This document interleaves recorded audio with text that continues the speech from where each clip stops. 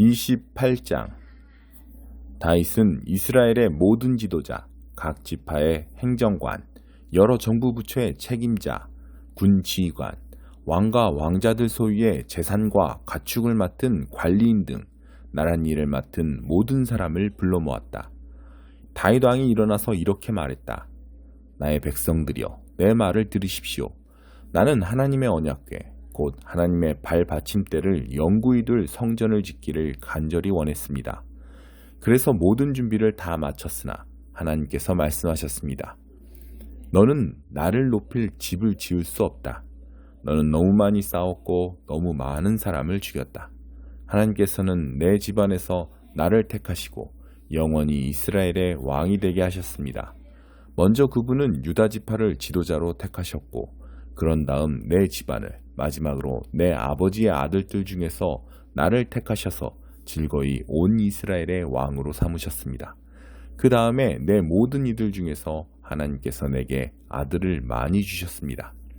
솔로몬을 택하시고 하나님께서 통치하시는 이스라엘의 왕위에 앉히셨습니다. 그리고 이렇게 말씀하셨습니다. 내 아들 솔로몬이 내 집과 내 뜰을 지을 것이다.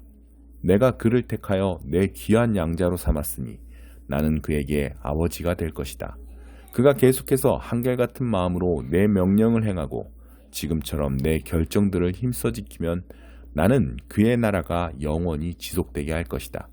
이제 여러분은 온 이스라엘이 지켜보고 하나님께서 들으시는 이 공적인 장소에서 하나님의 백성으로 하나님의 계명을 마지막 하나까지 살피고 순종하십시오.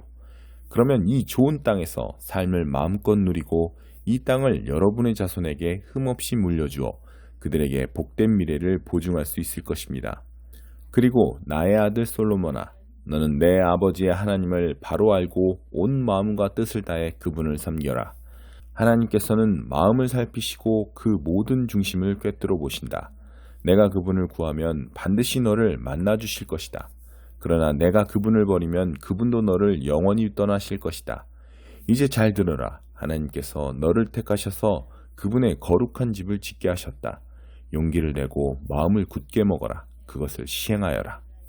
그러고 나서 다윗은 성전의 현관과 창고와 집회소와 속죄 제물을 바칠 장소의 설계도를 아들 솔로몬에게 건네주었다.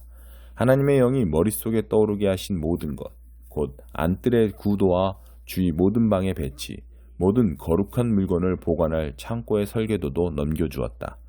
또한 레위인과 제사장들을 조직하여 하나님의 집에서 예배를 인도하고 주관하게 할 계획과 함께 예배에 사용하는 기구들을 관리할 계획을 그에게 알려주었다. 금은 등잔대와 등잔, 거룩하게 구별된 빵을 차릴 상, 금 갈고리와 대접과 병, 분향단 등 예배에 사용할 각 기구에 금과 은이 얼마나 필요한지에 대해서도 구체적으로 일러주었다. 그는 또 하나님의 언약궤, 그룹 보좌 위로 날개를 펼친 그룹들을 조각할 도면도 주었다. 다윗은 하나님께서 내게 주신 전체 청사진이 여기 있다 하고 말했다. 다윗은 계속해서 솔로몬에게 말했다. 담대하게 일을 해나가거라. 걱정하거나 낙심하지 마라. 하나님, 나의 하나님께서 이 일에 너와 함께 계신다. 그분은 공경에 처한 너를 두고 떠나지 않으실 것이다. 내가 하나님께 예배드릴 수 있도록 마지막 세부사항이 완성되기까지 내 곁에 함께 계실 것이다.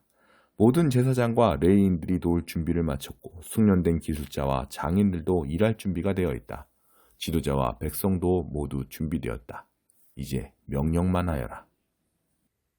2장. 거짓 종교 지도자들. 그러나 전에 백성 가운데 거짓 예언자들이 있었던 것처럼 여러분 가운데에도 거짓 종교 지도자들이 나타날 것입니다. 그들은 은근슬쩍 파괴적인 분열을 일으켜서 여러분을 서로 다투게 하고 생명을 되찾을 기회를 주신 분의 손을 물어뜯게 할 것입니다. 그들은 파멸로 이어진 가파른 비탈길에 서 있습니다. 그러나 그들은 파멸하기 전까지 옳고 그름을 구별하지 못하는 추종자들을 많이 모을 것입니다. 그들 때문에 진리의 길이 욕을 먹습니다. 그들은 자기만 아는 자들입니다. 그들은 무엇이든 그럴싸한 말로 여러분을 이용해 먹을 것입니다. 물론 그들은 무사하지 못하고 불행한 최후를 맞을 것입니다. 그런 일이 계속되도록 하나님께서 두고 보고만 계시지 않기 때문입니다. 하나님께서는 반역한 천사들을 가볍게 넘기지 않으셨습니다. 그들을 지옥에 가두셔서 최후 심판의 날까지 갇혀있게 하셨습니다. 또한 그분은 경건치 못한 옛 세상도 가볍게 넘기지 않으셨습니다. 홍수로 쓸어버리시고 오직 8명만 살려주셨습니다. 혼자서 의를 부르짖던 노아가 그중 한 사람이었습니다. 하나님께서 소돔과 고모라 두 도성을 멸망시키기로 작정하시자 남은 것은 잿더미뿐이었습니다. 그것은 경건치 못한 삶에 빠져있는 사람 누구에게나 보내는 끔찍한 경고였습니다. 그러나 성적으로 더럽고 사악한 자들 때문에 몹시 괴로워하던 선한 사람 롯은 구원을 받았습니다. 저 의로운 사람은 날마다 도덕적인 부패에 둘러싸여 끊임없이 괴로움을 겪고 있었던 것입니다. 이처럼 하나님께서는 경건한 사람들을 악한 시련에서 건져내시는 분입니다. 또한 그분은 사악한 자들의 발을 최후 심판의 날까지 불 속에 붙들어 두시는 분입니다. 먹이를 찾아 어슬렁거리는 약탈자들. 하나님께서는 특히 더러운 생활 방식에 빠져서 정욕을 따라 살아가는 거짓 교사들에게 진노하십니다. 그들은 참된 권위를 멸시하고 간섭받기를 싫어합니다. 그들은 거만하고 자기만 아는 자들이어서 피조물 가운데 가장 빛나는 이들마저 서슴없이 헐뜯습니다. 모든 면에서 그들보다 뛰어난 천사들조차도 그런 식으로 거만하게 굴거나 하나님 앞에서 다른 이들을 헐뜯을 생각을 하지 않습니다. 이들은 광야에서 태어난 사나운 짐승이며 먹이를 찾아 어슬렁거리는 약탈자에 불과합니다. 그들은 무식한 독설로 남을 파멸시키지만 바로 그 행위로 자신들도 파멸당하고 결국에는 패배자가 되고 말 것입니다. 그들의 악행이 부메랑이 되어 그들에게 돌아갈 것입니다.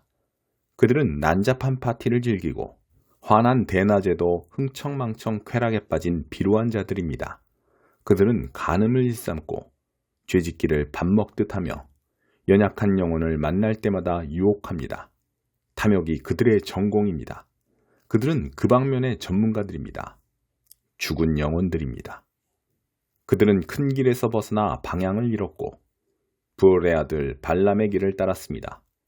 발람은 예언자이면서도 불의의 이득을 취하여 악의 전문가가 되고 말았습니다. 그는 제멋대로 길을 가다가 제지당했습니다. 말 못하는 짐승이 인간의 목소리를 말해서 그 예언자의 미친 행동을 막은 것입니다. 그들에게는 아무것도 없습니다. 그들은 바싹 마른 샘이며 폭풍에 흩어지는 구름입니다. 그들은 지옥의 블랙홀을 향해 나아갑니다. 그들은 허풍이 잔뜩 들어 잘난 체하며 큰소리치지만 아주 위험한 자들입니다.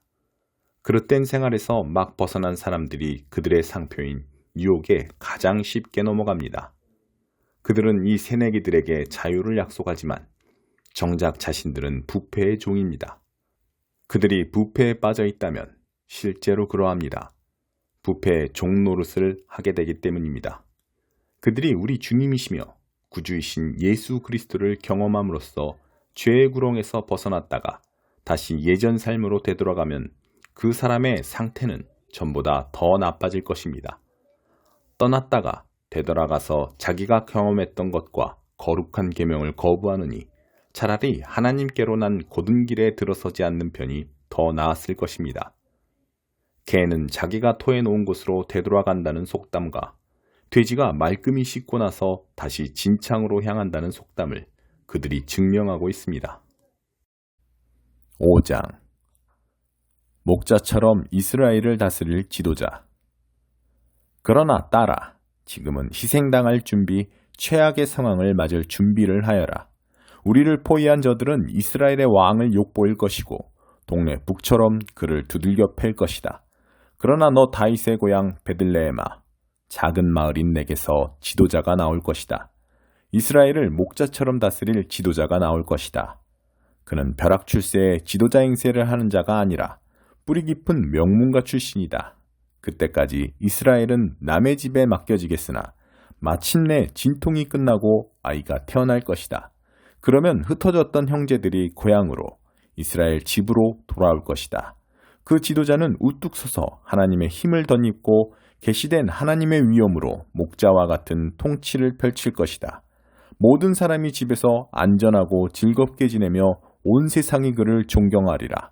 세상에 평화를 가져오는 그를. 행여 깡패 같은 아시리아 사람이 쳐들어와서 우리 강토를 짓밟더라도 걱정할 것 없다. 그들이 제 분수를 깨닫고 짐을 싸서 돌아가게 만들어 우리가 그들을 장악할 것이다. 우리 목자이신 그분의 통치가 사방으로 뻗어가 아시리아까지, 니무롯 같은 다른 이방 나라에까지 이를 것이다. 우리 목자이시며 통치자이신 그분께서 우리의 오랜 원수와 새로운 적들을 막으시고 우리 강토를 침략하고 유린하는 모든 세력으로부터 우리를 구원하실 것이다. 정선되고 정화된 야곱 무리는 민족들 가운데 우뚝 솟은 존재가 되리라. 하나님께서 내려주시는 이슬 같은 존재가 되리라.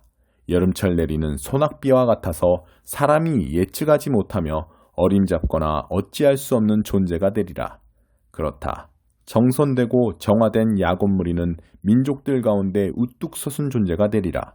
짐승의 제왕, 양떼 속을 활보하는 젊은 사자 같을 것이다. 닥치는 대로 잡아먹은 너를 막아설 자 아무도 없겠고 승리를 거두고 의기양양해진 내 앞에는 더 이상 맞설 적이 없으리라. 그날이 오고 있다. 하나님의 포고다. 전쟁이 그칠 날, 전쟁이 사라질 날이 오고 있다.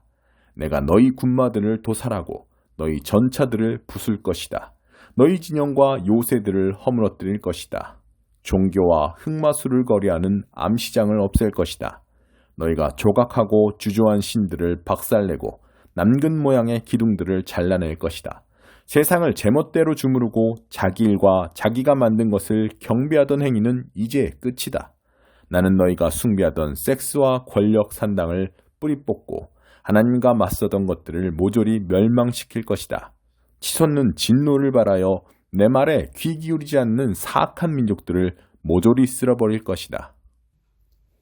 14장. 한 번은 예수께서 바리새인의 최고 지도자들 가운데 한 사람과 안식일 식사를 하러 가셨는데 손님들이 모두 그분을 주시하며 일거수일투족을 살폈다. 바로 그분 앞에 관절 마디가 심하게 분 사람이 있었다. 예수께서 그 자리에 있는 종교학자와 바리새인들에게 물으셨다. 안식일에 병을 고쳐도 되느냐 안 되느냐? 그들은 묵묵부답이었다. 예수께서 그 사람을 데려다가 고쳐주시고 돌려보내셨다. 그러고 나서 말씀하셨다. 여기 있는 사람 가운데 자기 자식이나 가축이 우물에 빠졌는데 당장 달려가서 끌어내지 않고 안식일이냐 아니냐를 따질 사람이 있느냐? 그들은 대답할 말이 없었다.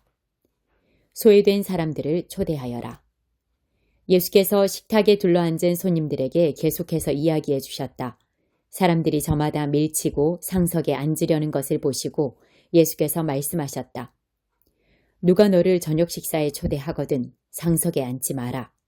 주인이 너보다 더 중요한 사람을 초대했을 수도 있다. 그런 경우에 주인이 와서 모든 사람 앞에서 큰 소리로 당신은 자리를 잘못 잡았소. 상석은 이 사람의 자리요 할 것이다. 그러면 너는 부끄러워 얼굴을 붉히며 마지막 남은 맨 끝자리로 가야 할 것이다. 저녁 식사에 초대를 받거든 맨 끝자리에 앉아라.